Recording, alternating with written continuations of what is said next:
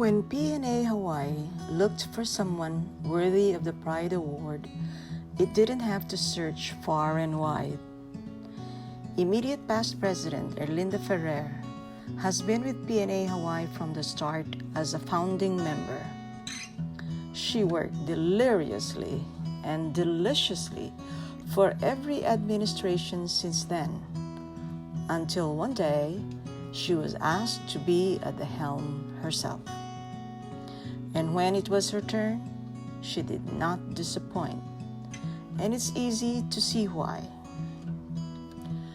PNA Hawaii's stated values are the kind of guiding posts with which she modeled her life: professionalism, respect, integrity, diversity, and excellence in nursing practice. And it all starts with her family. My father is a fisherman and a farmer. I have 5 brothers and I'm the only girl. But at that time, when I was in grade school, my mom started to be really sick. So I took over her responsibility as the mother of the family. The circumstances of her birth not only allowed Erlinda to be a natural leader, but these same circumstances also made her acutely conscious of how much her family members depended on each other, including their parents' siblings, who were much better off than they were. My mom's older brother lived in Hawaii together with a wife. So they were the one who helped us in our school, including my brothers. So when they came over and had a visit, they asked me if I could switch to nursing. I didn't have a say. I have to follow them so I can help my family, and at the same time I can come to the United States and work and help my family. Erlinda was first attending a school in Lawag, studying to be a statistician. But heeding her aunt's advice about switching courses, she moved to Manila and enrolled at Mary Child's College of Nursing, and finishing with her bachelor's degree in 1982. After graduation, I worked at United Doctors Medical Center, and like many other nurses, we wanted to go abroad. As what my aunt wanted, I have to apply to the States. So I was lucky enough that I passed my CGFNS. So even if I had my approval to go to the Middle East, my aunt forced me to come to the United States instead. Erlinda's choices of states to work in were Colorado, Utah, and New York. And where do you think she chose to go? Of course, no less than the city that never sleeps, and at one of the largest and oldest teaching hospitals in the nation. At New York's Mount Sinai Medical Center, Erlinda worked a year in pediatric ICU. New York and Mount Sinai were exciting places to live and work in. But when familial duty and responsibility beckoned, Erlinda, ever the self-aware and dutiful woman she is, moved to Hawaii. When I moved to Hawaii, I worked at Kapilani and did work to different departments. I started in the pediatric ICU, which I loved the most. And then I got the opportunity to work in a different department just to earn more money, because I have so many nephews and nieces that I have to send to school. The role of family in Erlinda's life firmly anchored respect and integrity in her personhood. These qualities provided the fertile soil in which flourished professionalism, diversity, and excellence in nursing practice. Erlinda pursued her profession with youthful energy, unbridled enthusiasm, and selfless generosity in different nursing platforms of practice in acute and long-term care settings.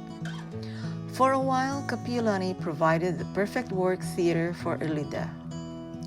However, a family need once again arose to change the trajectory of her practice. My uncle and auntie were getting older, So at that time, they really needed to be in a care home. But because my home is not equipped for a care home, so I decided to put them in a foster home. But they really begged me if I could help them and take care of them. So I didn't have a choice. I started putting up a care home, and that's when I had my care home in place. Despite putting her family's needs before hers, seeming to be the organizing principle in her life, it wasn't all work and no play for Erlinda. Sometime during her Kapilani years, Erlinda met the love of her life, Rico. Together they had a son, Daniel, a bright young man who is now in college. Unfortunately, not too long ago, Rico unexpectedly died from a stroke. Expectedly, Erlinda has stellar credentials throughout her career in Hawaii that started 33 years ago. To listen to all nursing positions she has occupied and achievements accomplished as a nurse, a community activist, a member of community organizations and professional associations, is to be awed, impressed, but ultimately bored. We'll spare you the details and just take the panel's word for it. And let us listen to her instead as she muses on what made her participate in creating a PNA Hawaii along with her nurse friends many moons ago.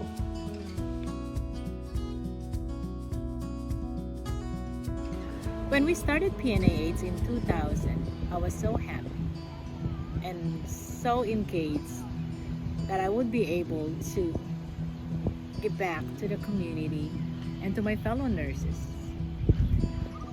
Joining the National Convention, I am so amazed meeting all these respectable leaders and now become my lifelong friends and family. As a group, we did a lot, but we still have a lot of things to be done. Thank you.